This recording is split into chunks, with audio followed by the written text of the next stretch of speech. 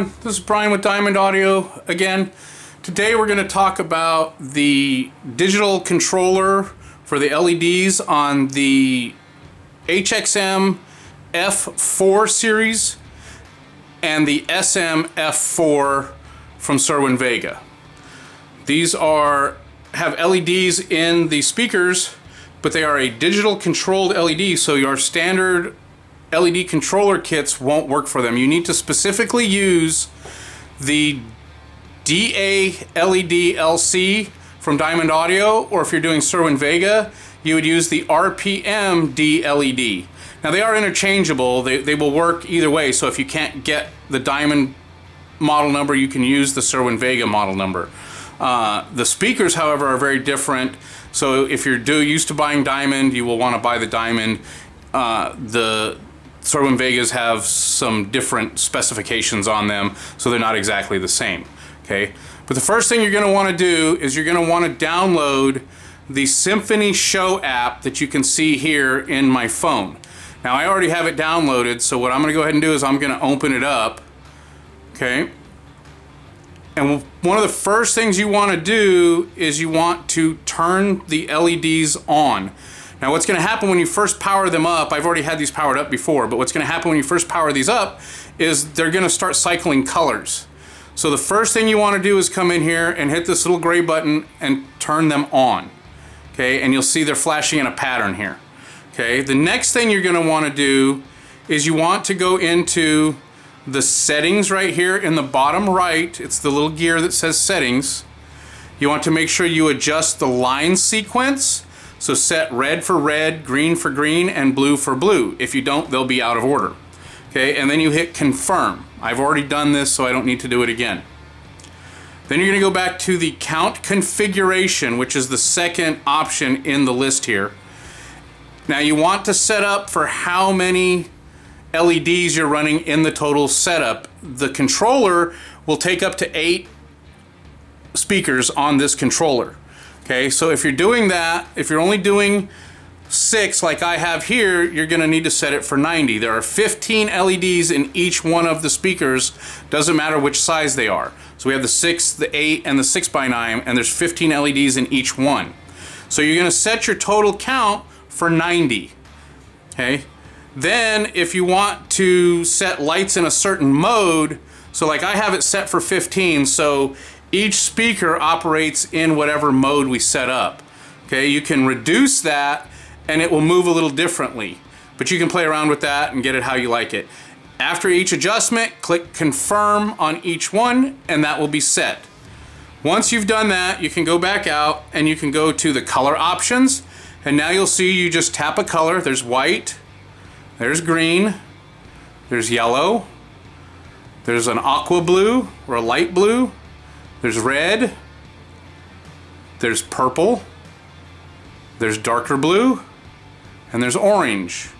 Now the other thing you can do, because this is RGB, you can get up here and there's a little circle right there at the top that you can see, and you can grab that circle and you can move it around, and you'll notice it changes colors wherever you put it. Okay, so wherever you want to put that, it's going to change colors. You want it lighter or you want it white, you bring it into the middle. If you want a lighter purple, you know, whatever you're trying to do, you can kind of get those colors. So you just move it around wherever you want it, and that's where it's going to end up, okay? The other option you have is you go into mode, and here you can select 2 different colors, and then you can have it cycle. And so that's what I was doing earlier. So I'm going to set red, and I'm going to set blue, and then depending on how fast you want it to go, you can move the speed up and down and the brightness. So this up here is the brightness, okay, so you can see it getting duller, and then you can move it all the way up and get it really bright.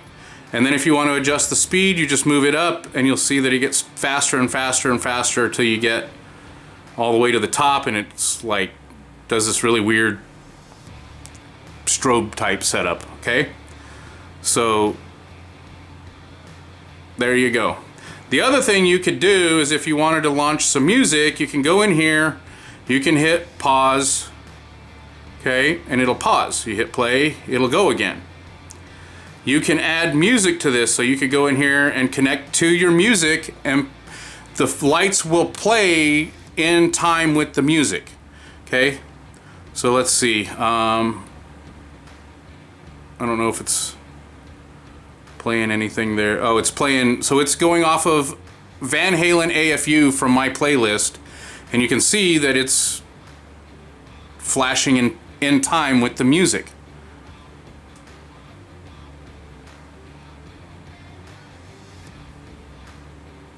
Okay, so then you can just go back over here. If you want to go back to solid colors, we'll go back to white for now.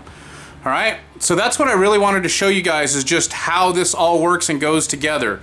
So what you'll have is you have 3 wires, and then on a little pigtail here, and you wire that in to each speaker. You'll get a pigtail on with the speaker as well, and so you just tie that all together.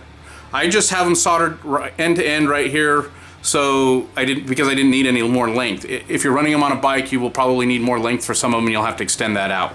Okay, but then they just plug in, and then they plug into the controller here. I don't have a lot of length on the controller, so I'm not moving it. I can probably zoom this down in on it for you. Here, let's see what we can do. So on the controller, you can see there's just little plugs, and it plugs into each socket takes 1 speaker. Okay, and then you have a power, ground, and remote that connects to the bike. All right, so this is something that we really wanted to show because we've seen some issues with this, and there's been some questions about how well it works and how it works. So I wanted you guys to see this and get an idea of how it works.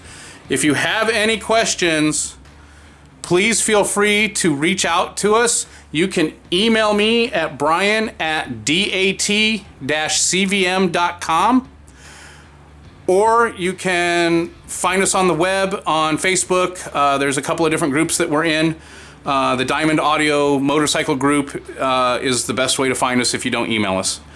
But other than that, that's really what I wanted to go over for this. We'll get into more in-depth on the speakers themselves and on the audio side of it and how they perform at a later date.